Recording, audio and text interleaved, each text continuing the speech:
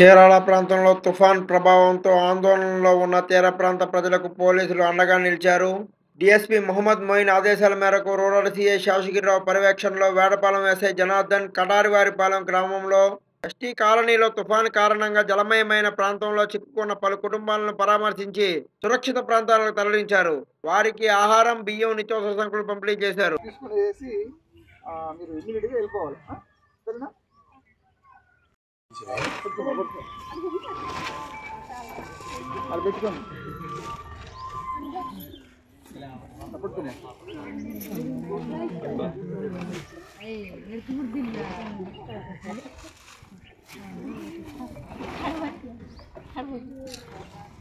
బాయ్తానా ఇంకా ఉండమ్మా. వర్షం వస్తుంది, తొందరగా వర్షం వస్తుంది, గ్యారెంటీ వస్తుంది.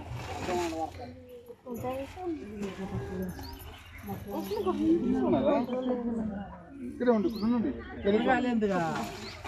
ఒక్క నిమిషం ఉండండి. గోతంలో పెట్టుకో.